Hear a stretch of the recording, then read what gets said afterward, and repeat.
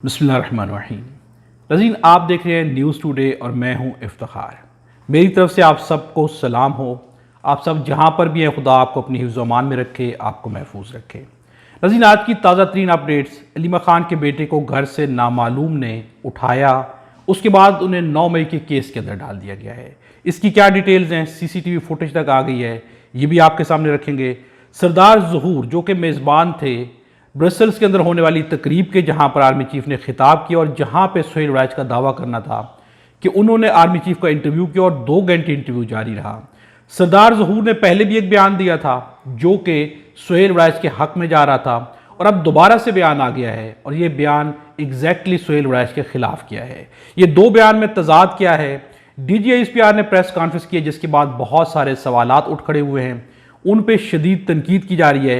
ये सारी डिटेल्स भी हम आपके सामने रखेंगे। सहाफ़ियों ने तंज किया है, सुहेल राज को हकीकत दिखाई गई है। तपती ज़मीन पर जब ज़मीन गर्म होगी तो आपको पाँव के नीचे रोंद दिया जाएगा, वही सब कुछ हो गया है। सुहेल राज का क्या अंजाम हुआ है, नवाज शरीफ का जो अंजाम हुआ था उनके साथ भी वही हो गया है। इसके ऊपर भी हम बात करेंगे। 9 मई अवाम का मुकदमा है या फ़ौज का मुकदमा है, इसके ऊपर भी तंज किया गया है, गुफ्तगू की गई है। DGISPR का क्या बयान था और लोगों का क्या कहना है, इसके ऊपर भी बात करेंगे। आर्मी चीफ की एक्सटेंशन पे राना सनाउल्लाह का एक बयान सामने आया तो पाकिस्तान तहरीक इंसाफ का मौकिफ भी सामने आ गया है। मुराद अली शाह और मरियम नवाज आमने सामने आ गए हैं, कारकर्दगियां गिनवाई जा रही हैं, क्या हो रहा है ये भी आपके सामने रखेंगे। अपोजिशन लीडर अचकजई क्यों मुंतखब किए गए हैं, इसके ऊपर मोहम्मद जुबैर की गुफ्तगू है, ये भी आपके सामने रखेंगे। और इमरान खान ने इंतखाब क्यों किया, ये भी आपके सामने रखेंगे। वीडियो मुकम्मल देखिएगा और मुकम्मल देखने के बाद कमेंट्स में अपनी राय का इजहार भी जरूर कीजिएगा। नज़ीर, अलीमा खान के बेटे जो कि एक स्पोर्ट्समैन हैं, पाकिस्तानी कौम के हीरो भी हैं, उन्हें जो है उनके घर से उठा लिया गया और उनके घर से उठाने की CCTV फुटेज भी आ गई है, वो भी आपके सामने हम रखते हैं। अलीमा खान के बेटे को क्यों उठाया गया, किसने उठाया गया और अब उनके साथ क्या हो रहा है, ताज़ा तरीन अपडेट्स क्या हैं, आज उन्हें अदालत में पेश भी कर दिया जाएगा। सबसे पहले आपके सामने रखते हैं कि सलमान अकरम राजा ने इसके ऊपर क्या कहा है। उज़्मा बीबी के खावंद ने जब पूछा कि क्यों ले जा रहे हो, यानी कि मेरे बेटे को क्यों लेके जा रहे हो, जब उनसे पूछा गया जो लोग उनके घर में आए थे, तुम्हारे पास कोई वारंट हैं, तो आगे से अगवाकार कहते हैं NOV पालो, और धक्के मारकर चले गए। यानी कि कहा गया कि इनको भी पकड़ लेते हैं और उन्हें धक्के मारकर चले गए, कुछ बताया नहीं गया। ये फस्तायत है। एक जानिब इमरान खान की जमानत हुई और दूसरी जानिब उसी वक्त अलीमा खान के बेटे को उठा लिया गया है। अलीमा खान का कहना है कि यह दबाव डाला जा रहा है कि अलीमा खान खामोश हो जाए। नज़ीर, ये तजाद है। उसके बाद उनके बेटे के बारे में अब जो बयानात सामने आ रहे हैं कि अलीमा खान के बेटे को 9 मई के केसेस के अंदर डाल दिया गया है, जबकि जैसे 9 मई हुआ था वो पाकिस्तान में मौजूद ही नहीं थे, बल्कि पाकिस्तान से बाहर थे। नज़ीर, सबसे इंपॉर्टेंट चीज़ इस वक्त चल रही है सुहेल राज का केस। सुहेल राज के साथ क्या हुआ है, सुहेल राज के साथ वही सब कुछ हुआ है जो कि नवाज शरीफ के साथ हुआ। लेकिन सबसे इंपॉर्टेंट चीज यह है कि DGISPR के ऊपर शदीद तनकीद की जा रही है। जिस तरह उन्होंने बयान दिया और काफी दिनों के बाद बयान दिया, इसके ऊपर बहुत सारे सवालात उठ रहे हैं। और जिस तरह की गुफ्तगू की गई, गुफ्तगू का अंदाज, माहौल भी बड़ा इंटरेस्टिंग है, डिफरेंट है। F11 किसी कॉलेज के अंदर एक मुलाकात हुई, वहां पर चंद सहाफ़ी थे, 6 अदद सहाफ़ी थे, जिनसे बात करते हुए DGISPR ने यह बयान दिया। उनमें चीदा चीदा सहाफ़ी कौन से थे, उसमें जावेद चौधरी हैं, समर अब्बास हैं, उसमें सुमेरा हैं, और उसके अंदर जो है हसन अयूब भी मौजूद हैं। इन सहाफ़ियों के सवालात के जवाबात में आर्मी चीफ ने सुहेल राज के इस कालम के बारे में, इस मुलाकात के बारे में तरदीद की कि यह मुलाकात सरे से हुई ही नहीं है। और यह मामला इस कदर ज्यादा बढ़ गया कि इसके ऊपर जो मेज़बान थे सरदार ज़हूर, जिन्होंने ये सारी की सारी वहां पर तकरीब रखी थी ब्रसल्स के अंदर, उनकी तरफ से वीडियो पैगाम भी आ गया है जिसमें उन्होंने वाज़े तौर पर सुहेल राज को रगड़ा लगा दिया है। उनका भी कहना है कि ऐसी कोई मुलाकात नहीं हुई, न तो खाने की टेबल पे कोई बातचीत हुई है, कोई भी सवाल नहीं किया गया। 2 घंटे तो दूर की बात, 5 मिनट की भी कोई मुलाकात किसी भी सहाफ़ी की आर्मी चीफ से नहीं हुई है। उन्होंने वाज़े तौर पर इस बात को मानने से इनकार कर दिया है कि कोई मुलाकात हुई है। उनका यह कहना है कि सुहेल राज ने जो कालम लिखा है, वो जो 2 घंटे स्पीच दी गई आर्मी चीफ की जानिब से वहां पर, उसकी बुनियाद के ऊपर लिखा गया है। यानी कि हर तरफ से सुहेल राज को टोटली रगड़ के रख दिया गया है कि ये कोई मुलाकात नहीं हुई। और ये कहा गया कि अपनी तशहीर के लिए उन्होंने झूठ गढ़ा है, झूठी कहानी पेश की है, सहाफती जिम्मेदारियां अदा नहीं की हैं। यानी कि सुहेल राज की जिस कदर ज्यादा बेइज्जती पॉसिबल थी, उससे भी कहीं ज्यादा करके रख दी गई है।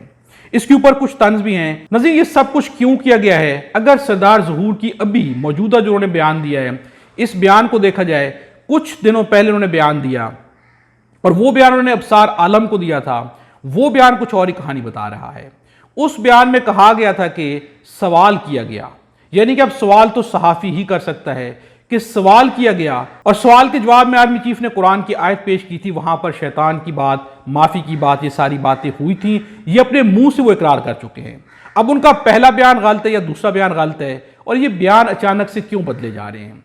यकीनन इसके पीछे दाल में काला नहीं, हम कल भी कह चुके हैं कि पूरी की पूरी दाल ही काली नजर आती है। DGISPR के ऊपर भी तंज किया जा रहा है, तनकीद की जा रही है कि आपको अगर बयान देना ही था और इस कदर ज्यादा इंपॉर्टेंट थी, सहाफ़ी इतना बड़ा झूठ बोल रहे हैं, अगर आर्मी चीफ से मुंसलिक करके गलत बात की जाए तो लोगों को उठा लिया जाता है, उनके ऊपर केसेस बन जाते हैं, तो 6 दिन गुजर जाने के बाद ये बयान क्यों दिया गया? और यकीनन इसके ऊपर सवालात उठते हैं और उठने भी चाहिए कि ये कैसे मुमकिन है। या तो DGISPR ने वो बयान सुना नहीं या देखा नहीं गया, तो फिर DGISPR का काम तो यही है कि हर चीज़ के ऊपर नज़र रखी जाए, और नज़र रखी जा रही होती है। तो इस कदर ज़्यादा ये लेट बयान क्यों दिया गया? इसकी तरदीद तो फिलफोर कर देनी चाहिए थी, और सुहेल वड़ाइच को उसी वक्त जो कटहरे में खड़ा किया जाना चाहिए था कि आपने इतना बड़ा झूठ आर्मी चीफ से मुंसलिक क्यों किया। नज़ीर, सुहेल वड़ाइच का बयान क्या है, उनका अपना क्या कहना है, ये भी हम आपके सामने रखेंगे। ये सब कुछ हुआ, इसके ऊपर सुहेल वड़ाइच की अपनी क्या राय है, ये बयान भी उनकी तरफ से सामने आ गया है, और ये भी बड़ा इंटरेस्टिंग है। सुहेल वड़ाइच इस वक्त पाकिस्तान में नहीं है, पाकिस्तान से बाहर है। अचानक पाकिस्तान से बाहर क्यों है? मुख्तलिफ ममालिक के विजिट्स किए जा रहे हैं, यानी कि इंजॉयमेंट की जा रही है, सैर व सियाहत की जा रही है। ये सब बड़ा हैरत अंगेज है। ये सब बता रहा है कि कहीं ना कहीं पर कुछ ऐसा है जिसको छुपाने की भरपूर कोशिश की जा रही है, जिसका छुपना शायद अब मुमकिन नहीं है, क्योंकि बात बहुत आगे पहुंच चुकी है। सहाफ़ियों की कुछ चीज़ें भी आपके सामने रखेंगे, सुहेल वड़ाइच का अपना बयान क्या है वो भी आपके सामने रखेंगे, और फिर अपना एक छोटा सा तजिया भी आपके सामने पेश करेंगे कि ये सब क्यों चल रहा है। नज़ीर, इमरान रियाज खान का कहना है कि सुहेल वड़ाइच साहब, आपको समझाया था कि ज़मीन गर्म होते ही इस्टेब्लिशमेंट आपको अपने पैरों के नीचे रख लेगी। उनके साथ यही हो गया है। सदीक जान का भी तंज करना है कि सुहेल वड़ाइच साहब की सहाफ़त का अंजाम मियां नवाज शरीफ की सियासत के इख्तिताम जैसा हुआ है। इसके ऊपर सरम जावेद का भी तंज करना है, हम पर तो सिर्फ नाम लेने पर, और ये तंज उन्होंने खुसूसन DGISPR के बयान के ऊपर किया है। हम पर तो सिर्फ नाम लेने पर तौहीन का पर्चा हो जाता है कि इज्जत माप जनाब का नाम कैसे लिया, क्या सुहेल वड़ाइच पर भी होगा, क्या उनके ऊपर पर्चा किया जाएगा? तो ऐसा मुमकिन नजर नहीं आता। और यहीं पर सबसे ज्यादा सवालात उठ रहे हैं कि अगर इस कदर ज्यादा उन्होंने झूठ बोला है, गलत बयानी की है, तो फिर उन्हें पकड़ा जाए, उनसे सवालात किए जाए, उनके साथ भी वही रवैया अख्तियार किया जाए जो कि बाकी लोगों के साथ किया जाता है। आखिर उनके साथ ऐसा रवैया अख्तियार क्यों नहीं किया जा रहा? और सुहेल वड़ाइच ने, इतने बड़े सहाफ़ी हैं, इतने सीनियर हैं, इतनी बड़ी गलती कैसे कर दी? ये मुमकिन नजर नहीं आता। इसलिए इसके ऊपर बड़े सवालात हैं कि इस सवालात के जवाब DGISPR जब तक क्लियर नहीं करते तो आवाम के अंदर, लोगों के ज़हन में ये सवालात मौजूद रहेंगे। इसके ऊपर सुहेल वड़ाइच का अपना क्या कहना है? उमर दराज गोंदल ने भी एक तनकीद की, वो भी आपके सामने रख देते हैं। सुहेल वड़ाइच साहब को आज मकबूलियत और कबूलियत का अमली फ़र्क समझ आ गया होगा। कालम इनका मकबूल बहुत है लेकिन कबूल नहीं। अब वो कबूलियत के साथ हैं या मकबूलियत के साथ हैं, ये सवाल नहीं है। ये एक ऐसी चीज़ है कि सुहेल वड़ाइच को भी देखना चाहिए कि क्या बोलते रहे हैं, इमरान खान के ऊपर, मकबूलियत और कबूलियत के ऊपर क्या गुफ्तगू की है। आज ये सब कुछ उनके साथ हो गया है, अब उनकी आंखें खुल जानी चाहिए। नज़ीर, सुहेल वड़ाइच का अपना क्या बयान है? ये दावा करना है हबीब अकरम का कि उनकी सुहेल वड़ाइच से गुफ्तगू हुई है, और सुहेल वड़ाइच ने क्या बयान दिया है। मैंने सुहेल वड़ाइच साहब को फ़ोन किया, उन्हें मालूम ही नहीं था। मैंने बताया कि DGISPR ने आपके इंटरव्यू की तरदीद कर दी है। उन्होंने कहा अच्छा। सुहेल वड़ाइच ने जवाब में 2 बातें कही। एक, मैंने इस गुफ्तगू को इंटरव्यू कब कहा है। दूसरा, मैं इस पर मजीद कोई बात नहीं करूंगा। सुहेल वड़ाइच का कहना है कि मैंने इंटरव्यू कब कहा है कि ये इंटरव्यू था, और दूसरा, इस पर मैं कोई बात नहीं करूंगा। ये खुद बता रहा है कि असल कहानी क्या चल रही है। असल मसला है कि जो माफ़ी की गुफ्तगू थी, वो गुफ्तगू इस कदर ज़्यादा गलत हो गई थी कि उसके ऊपर इस कदर ज़्यादा तनकीद की गई, तंज किया गया कि अब बर्दाश्त करना मुश्किल था। इसलिए इस इंटरव्यू को भी तरदीद करना पड़ गई, और यहां पर सारे का सारा खेल जो वो बिगड़ चुका है। अवाम के सामने बहुत सारी चीज़ें हैं। अब जब तक DGISPR अवाम के सवालात के जवाब नहीं देंगे तो ये मामला उलझा रहेगा। नज़ीर, 9 मई पर आते हैं। 9 मई पर सबसे इंपॉर्टेंट चीज़ है कि 9 मई अवाम का मुकदमा था या फौज का मुकदमा था। अगर ये मुकदमा, DGISPR ने कहा था कि 9 मई अवाम का मुकदमा है, तो फिर अवाम का कुछ तंज है। अवाम का कहना है कि बिल्कुल 9 मई कौम का मुकदमा था, ये कहना है समीना पाशा का। बिल्कुल 9 मई कौम का मुकदमा था। इसकी समाअत भी कौम ने की और फैसला 8 फरवरी को सुना दिया था। यानी कि इलेक्शन में जो रिजल्ट अवाम ने दिया, वोट दिया, वो 9 मई के मुकदमे का फैसला था जो कि अवाम ने खुद सुना दिया था।